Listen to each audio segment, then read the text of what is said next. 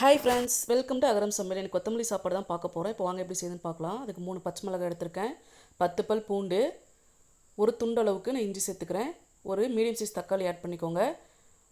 ஒரு கைப்பிடி அளவுக்கு நீங்கள் கொத்தமல்லி சேர்த்துட்டு நீங்கள் இதை அரைச்சி பேஸ்ட்டாக எடுத்துகிட்டு வந்துடுங்க. இப்போ பாருங்கள், இந்த மாதிரி அரைச்சிக்கோங்க. இப்போ ஒரு குக்கரில் 3 டீஸ்பூன் அளவுக்கு நான் எண்ணெய் சேர்த்துக்கிறேன். எண்ணெய் சூடானதும் 1 டீஸ்பூன் அளவுக்கு நெய், 2 பட்டை, 2 கிராம்பு, 2 ஏலக்காவை சேர்த்துக்கிறேன். 6 முந்திரி, கொஞ்சமாக வேர்க்கடலை சேர்த்துக்கோங்க. இதை சேர்க்கும் போது ரொம்ப நல்லாயிருக்கும். இப்போ அது கூடவே 2 மீடியம் சைஸ் பெரிய வெங்காயம் இந்த மாதிரி கட் பண்ணி நீங்கள் நல்லா வணக்கிக்கோங்க. வெங்காயம் வணங்குறதுல தான் நமக்கு டேஸ்ட்டு கொடுக்கும். இதை சேர்த்துட்டு நல்லா வணக்கி விட்டுக்கோங்க. இப்போ நம்ம அரைச்சி எடுத்து வச்சுருந்தோம்ல, இப்போ அந்த கொத்தமல்லியை நான் சேர்த்துக்கிறேன். இப்போ இதை சேர்த்துட்டு பச்சை ஸ்மெல் போகிற அளவுக்கு நல்லா வணக்கிக்கோங்க. இப்போ பாருங்கள், எண்ணெய் பிரிஞ்சு வந்துருச்சு.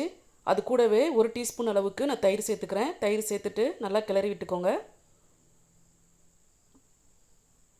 இப்போ பாஸ்மதி அரிசி பார்த்தீங்கன்னா நல்லா வாஷ் பண்ணிவிட்டு 1/2 மணி நேரம் நான் ஊற வச்சு எடுத்திருக்கேன்.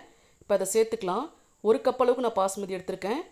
நீங்கள் அதுக்கு 1.5 கப் அளவுக்கு நீங்கள் தண்ணி சேர்த்துக்கோங்க.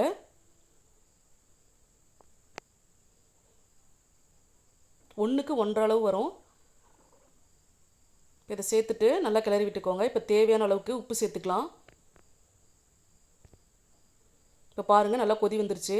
இப்போ ஒரு மூடி போட்டு ஒரு விசில் போல் விட்டு எடுத்துக்கோங்க. ஒரு விசில் போதுமானது. இப்போ பாருங்கள், கேஸ் பண்ணோன்னே இப்போ ஓப்பன் பண்ணி பார்க்கலாம். பாருங்கள், அவ்வளோதான், ரெடி ஆகிடுச்சு. இப்போ இதை நல்லா கிளறி விட்டுக்கோங்க. இப்போ கடைசியாக 1 டீஸ்பூன் அளவுக்கு நெய் சேர்த்துக்கோங்க. இப்போ இதை சேர்த்துட்டு நல்லா கிளறி விட்டுக்கோங்க. பாருங்கள், சாதம் நல்லா உடையாமல் சூப்பராக வந்திருக்கு. அவ்வளோதான், நம்மளோட சுவையான கொத்தமல்லி சாதம் ரெடி ஆகிடுச்சு.